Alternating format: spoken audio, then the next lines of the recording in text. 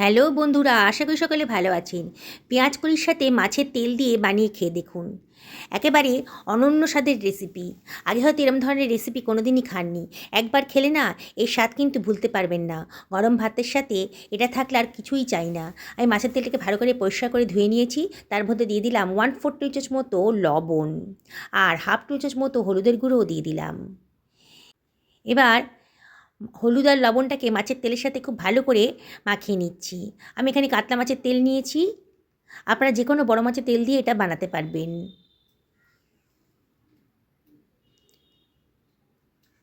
খুব ভালো করে মাখানো হয়ে গেছে।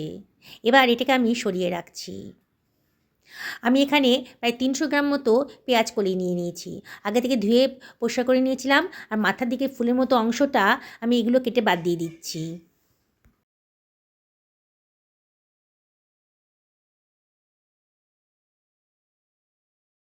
এবার পেঁয়াজকলির নিচের পোর্শনটা একটু শক্ত হয়, ওটাকে আমি কেটে বাদ দিয়ে দেবো। ওই পোর্শনটা কেটে বাদ দিয়ে দেবো।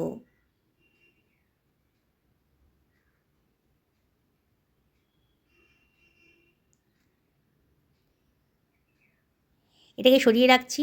এবার পেঁয়াজ কলিগুলোকে আমি লম্বা লম্বা করে কেটে নিচ্ছি। খুব বেশি ছোটও করব না, আর খুব বেশি বড়ও হবে না।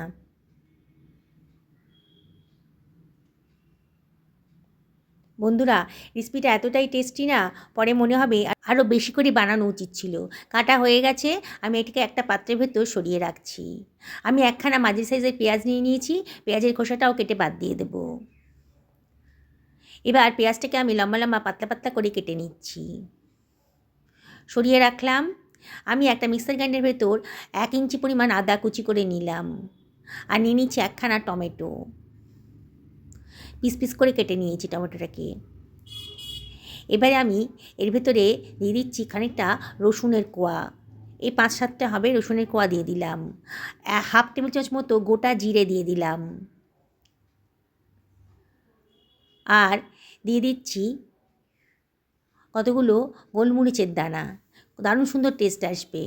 যদি আপনাদের পছন্দ হয় তাহলে দেবেন। এবার আমি এটাকে জল ছাড়াই গ্রাইন্ড করে নিচ্ছি। দেখুন কত সুন্দর একটা স্মুথ পেস্ট তৈরি হয়ে গেছে। আমি একখানা মাঝারি সাইজের আলু নিয়ে নিয়েছি। আলুটাকে আগে থেকে ধুয়ে পরিষ্কার করে নিয়েছি। এবার আলুর খোসাটা আমি কেটে বাদ দিয়ে দিচ্ছি।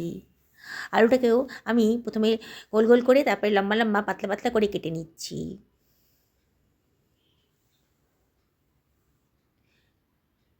সরিয়ে রাখবো। আমি একটা কড়াই গরম করতে দিয়ে দিয়েছি। এর ভেতরে দিয়ে দিচ্ছি 1 টেবিল চামচ মতো সর্ষের তেল। খুব অল্প তেলেই রান্নাটা হয়ে যাবে। মাছের তেলের থেকে কিন্তু অনেকটাই তেল বেরোবে। এবার ধুয়ে রাখা আলুর টুকরোগুলো আমি এর ভেতর দিয়ে দিচ্ছি। দিয়ে মিডিয়াম টু হাই ফ্লেমে এগুলোকে একটু ভাজা ভাজা মতো করে নেব। আলুটাকে একটু ভেজে রান্না করবেন, তাহলে কিন্তু রান্নার টেস্টটা অনেক গুণ বেড়ে যাবে। মিনিটখানেক একটু নাড়াচাড়া করে নিলাম। এবারে আমি দিয়ে দিচ্ছি কেটে রাখা পেঁয়াজ কলিগুলো। দিয়ে সব কিছু আবারও খুব ভালো করে মিশিয়ে নিচ্ছি।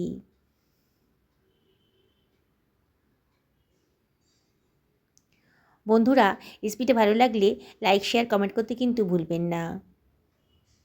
দেখুন মিনিটখানেক বাদেই কিন্তু পেঁয়াজকলির কালারটা একটু চেঞ্জ হয়ে গেছে, দেখেই মনে হচ্ছে। মিনিট দুয়েক আমি এইভাবে নাড়াচাড়া করে একটু ভাজা ভাজা মতো করে নেব। এবার আমি দিয়ে দিচ্ছি মাছের তেলটা। দিয়ে সব কিছু আবারও আমি খুব ভালো করে মিশিয়ে নিচ্ছি। অনবরত কিন্তু নাড়তে হবে, তাহলে মাছের গায়ের তেল থেকে অনেকটাই কিন্তু তেল বেরিয়ে আসবে। দেখুন মিনিটখানেক বাদেই কিন্তু মাছের তেল থেকে তেল বেরোতে শুরু করেছে। একটু নাড়াচাড়া করে দিচ্ছি। যেসব বন্ধুরা আজকে রেসিপিটা দেখছেন অথচ এখনও আমাকে সাবস্ক্রাইব করেননি, তাদেরকে আমি রিকোয়েস্ট করব আমার চ্যানেলটা সাবস্ক্রাইব করার জন্যে। পাশে থাকা বেল আইকনটা অবশ্যই ক্লিক করে দেবেন, তাহলে আমার রান্নার নোটিফিকেশানটা আপনারা চটজলদি পেয়ে যাবেন। গ্রাইন্ড করে রাখা মশলার পেস্টটা দিয়ে দিলাম, আর গ্রাইন্ডারটা ধুয়ে অল্প জল ওর ভেতর দিয়ে দিচ্ছি। দিয়ে আবারও সব কিছু খুব ভালো করে মিশিয়ে নেব। রান্নাটা একেবারেই সোজা, কিন্তু টেস্ট একেবারে অসাধারণ।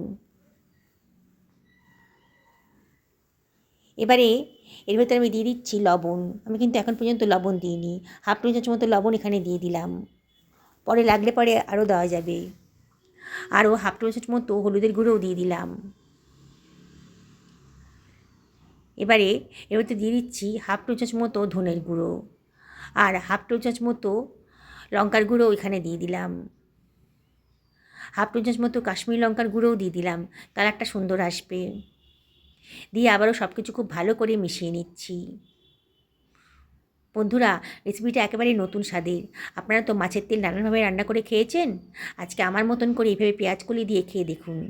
গরম ভাতের সাথে আর কিছুই চাই না, এক প্লেট ভাত কিন্তু নিমেষেই শেষ হয়ে যাবে এই রান্নাটা যদি থাকে। মাঝে মাঝে একটু নাড়িয়ে দিচ্ছি, এইভাবেই রান্না করবেন।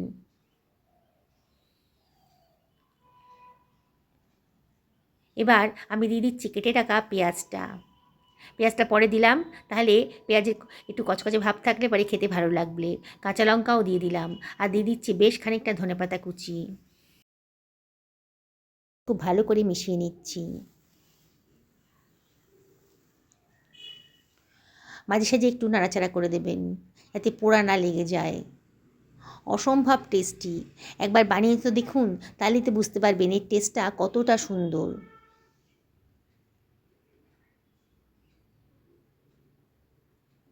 3-4 মিনিট এইভাবেই মশলার সাথে ভালো করে পেঁয়াজ কলি আর মাছের তেলটাকে ভাজা ভাজা মতো করে নেব।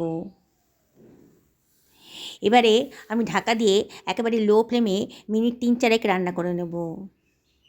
4 মিনিট বাদে দেখুন, দেখেই মনে হচ্ছে আলুটা একেবারে সেদ্ধ হয়ে গেছে। আর মাছের তেলের থেকে যতটা তেল বেরিয়েছে তাতে কিন্তু আমার রেসিপিটাও রান্না হয়ে গেছে। 1 টেবিল চামচ তেলেই কিন্তু সুন্দর করে এত সুন্দর একটা রেসিপি তৈরি হয়ে গেল। আবার একটু নাড়াচাড়া করে দিচ্ছি, আলুগুলো একেবারে সেদ্ধ হয়ে গেছে কিন্তু গলে যায়নি। দেখুন বন্ধুরা, কতটা দেখতে সুন্দর হয়েছে। আমি সামান্য একটুখানি চিনি দিয়ে দিলাম টেস্টের জন্যে, পছন্দ হলে দেবেন, না হলে বাদ দেবেন। আর হাফ টেবিল চামচ মতো কিচেন কিং মশলা দিয়ে দিলাম। কিচেন কিং মশলা যদি না থাকে তাহলে গরম মশলাও দিতে পারেন। দেখুন দেখতে কতটা লোভনীয় হয়েছে। বললাম তো বন্ধুরা, গরম ভাতের সাথে যেদিন এটা বানাবেন না, আর কিচ্ছু রান্না করতে হবে না, এটা দিয়েই কিন্তু সব ভাত খাওয়া হয়ে যাবে। যাকে খাওয়াবেন সে কিন্তু আপনার প্রশংসা করবে, এতটাই টেস্টি। একবার বানিয়ে যদি খাওয়ান পরিবারের লোকজনকে, তারা মাছের তেল এলেই পরেই কিন্তু বলবে পেঁয়াজকলির সাথে এই রান্নাটা করো। দেখুন কতটা লোভনীয় হয়েছে। আমি আপনাদেরকে আবারও রিকোয়েস্ট করব, একদিন আমার মতন করে এভাবে পেঁয়াজকলি দিয়ে মাছের তেলটা রান্না করে ফেলুন। পরিবারের সকলকে খাওয়ান, নিজেও খান। দেখুন কতটা লোভনীয় হয়েছে, না বানিয়ে থাকতেই পারবেন না রেসিপিটা দেখার পর। কতটা দেখতে সুন্দর লাগছে, কতটা তেলও বেরিয়ে এসেছে। সকলে ভালো থাকুন এই কামনা করে ভিডিওটা এখানে শেষ করলাম। নমস্কার নেবেন।